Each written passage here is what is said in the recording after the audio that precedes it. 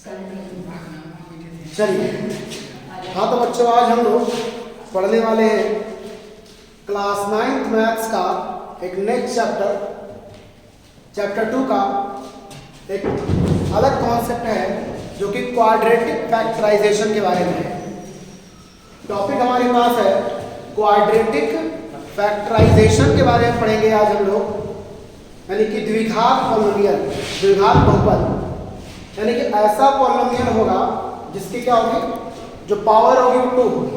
जैसे लिखा है 12x² माइनस 7x प्लस 1, ये हमारे पास एक क्वाड्रेटिक पॉलिनोमियल है। इसको फैक्टराइज कैसे करते हैं और इसके फैक्टर कैसे पता करते हैं, इसके बारे में आज हम लोग पढ़ने वाले हैं।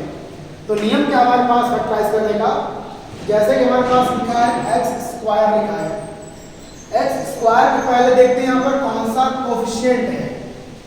x के स्क्वायर के पहले यहाँ पर दिया 12। अगर यहाँ कुछ ना लिखा हो तो माना जाता है कि 1 है, अगर कुछ ना लिखा हो तो मानते हैं 1 है। अब क्या करते हैं हम लोग, इसका मल्टीप्लाई इसमें करते हैं। जो थर्ड टर्म होता है हमारे पास, जो कांस्टेंट टर्म होता है उसमें मल्टीप्लाई करते हैं। तो 12 का मल्टीप्लाई 1 से करेंगे कितना आएगा, तो 12 कम हो जाएगा 12, ठीक है, 12 कम 12। अब हमें क्या करना है, ये बीच वाला तोड़ना है।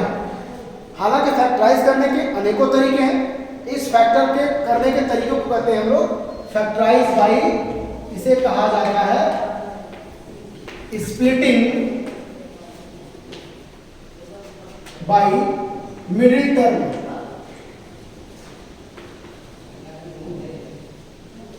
इस प्रकार के फैक्टराइजेशन को कहा जाता है factorize splitting by middle term. मध्य वाले टर्म को स्प्लिट करते हैं। स्प्लिट करने का मतलब 2 भागों में तोड़ना, इसको 2 भागों में तोड़ेंगे। तो ये इस तरीके से हम लोग फैक्टराइज करते हैं। समझते कैसे इसको 2 भागों में तोड़ते हैं। तो कॉन्सेप्ट हमारे पास क्या है, 12 का मल्टीप्लाई करेंगे पहले 1 से, कितना हो जाएगा 12 कम 12। अब बीच में जो नंबर दिया हमारा 7, इस 7 को ऐसे 2 भागों में तोड़ेंगे।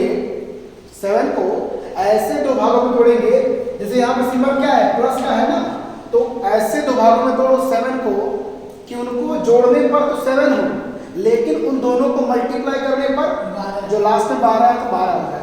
जैसे 7 को हम लिख सकते हैं क्या, 7 को हम लिखेंगे, हम उसको 1 + 6 लिख सकते हैं, लेकिन इनको मल्टीप्लाई करने 12 नहीं आएगा। हम 7 को और क्या लिख सकते हैं, 5 + 2 लिख सकते हैं, लेकिन 5 दूना 10 होता है, 12 नहीं आएगा। हमें ये प्रयास करना है कि जोड़ने पर या घटाने पर क्या है, या बीच जो लास्ट का नंबर आया ना यहाँ से, इसका मल्टीप्लाई जो यहाँ किए हैं वो 12 आया है, वो नंबर यहाँ आना चाहिए, 12 आना चाहिए। तो 1 और 6 करेंगे तब भी नहीं आ रहा है, 5 और 2 लिखेंगे तो भी नहीं आएगा। हम लोग लिख सकते हैं क्या, 7 को लिखेंगे 3 और 4, 7 को हम लोग कर लेंगे क्या, 3 और 4 में इसको हम लोग तोड़ सकते हैं। लेकिन ये तो हुआ, इसको कहते हैं hit and trial method. Hit and trial method, हम लोग उसको सॉल्व करने के लिए मेथड से सॉल्व करते हैं इसको। यानी कि हमारे पास नंबर आ गया कि हम लोग 7 को 2 भागों में तोड़ेंगे, एक आएगा 3 और एक आएगा 4, तो इसको तोड़ेंगे। तो लिखेंगे हम लोग यहाँ पर 12x², इसको जैसे वैसे लिख लिया, माइनस 7 को कौन भाग में तोड़ा, 3 + 4 में तोड़ा, यही तो किया। और बाहर ये x लिखा था, x लिख के रखा। 7 को तोड़ा 2 भागों में, एक हुआ 3 + 4, क्योंकि 4 में 12 भी हो रहा है और 4 + 3 7 भी हो रहा है, प्लस कितना होगा 1। क्लियर हुआ।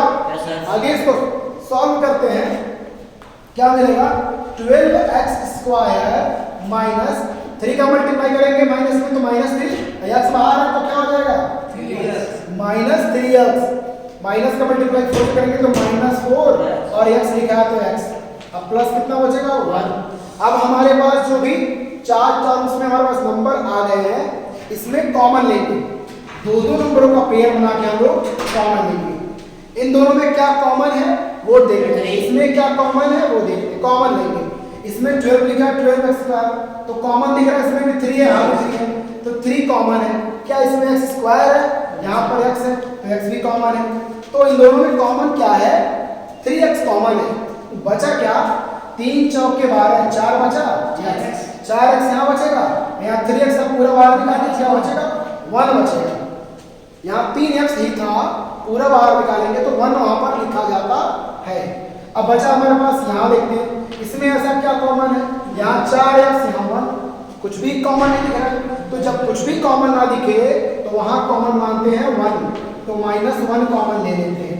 क्यों माइनस मान रहे हैं, क्योंकि ये जो अंदर का अंक है माइनस, हमें क्या करना है, अंदर माइनस लाना है, अंदर माइनस लाना है। कैसे आएगा माइनस, हमें अंदर माइनस कैसे आएगा देखते हैं। 1 कॉमन लिए, -1 कॉमन लिए तो 4 बचेगा, 4x को 4x लिखेंगे, इसका मल्टीप्लाई इसमें करेंगे तो इतना आना चाहिए। नियम यही कर रहा है कॉमन का कि -1 का मल्टीप्लाई 4x से करेंगे तो ऊपर का अंक आना चाहिए। ऊपर का अंक माइनस में है तो वो भी हमारा किस में आएगा, माइनस में ही आना चाहिए। अब यहाँ पर माइनस +1, जरा सोचो +1 कैसे आएगा। तो यहाँ पर अगर हम -1 लिखें तो माइनस माइनस +1, तो इसलिए हमने यहाँ पर -1 कॉमन लिया ताकि ऊपर का ये एक टर्म बराबर हो सके। अब क्या दिख रहा है हमको, ये टर्म और ये टर्म एक जैसे दिख रहे हैं, इन्हें भी कॉमन कर सकते हो यानी इसको हम लोग सेपरेट करके लिख लें। 4x - 1 एक तरफ हो जाएगा और ये वाला बचा इस तरफ, ये वाला बचा इस तरफ, तो 3x - 1 एक तरफ हो जाएगा। तो हमारे पास क्वाड्रेटिक पॉलिनोमियल के 2 फैक्टर होते हैं। डिग्री के अकॉर्डिंग हमने पढ़ा था पॉलिनोमियल के प्रकार, जिसमें था linear polynomial, quadratic polynomial, cubic polynomial. तो लीनियर पॉलिनोमियल में फैक्टर 1 होता है, जीरोस 1 होता है। क्वाड्रेटिक पॉलिनोमियल के अंदर देखो 2 फैक्टर। यहां ध्यान देना है कि जब क्वाड्रेटिक पॉलिनोमियल होगा तो वहां पर फैक्टर कितने आते हैं, 2 फैक्टर आते हैं क्वाड्रेटिक पॉलिनोमियल में। ये हो गया पॉलिनोमियल।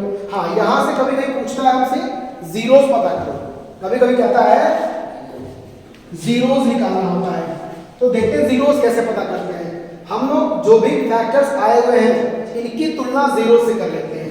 तो एक बार तुलना हम लोग करते हैं, 4x - 1 = 0। एक बार इस फैक्टर की तुलना करेंगे जीरो के साथ तो क्या मिलेगा, 4x = +1। ये -1 उधर जाएगा तो हो जाएगा +1, ये 4 नीचे आएगा, x का मान 1/4, तो x का एक जीरोस निकल गया, ये जीरोस निकल गया।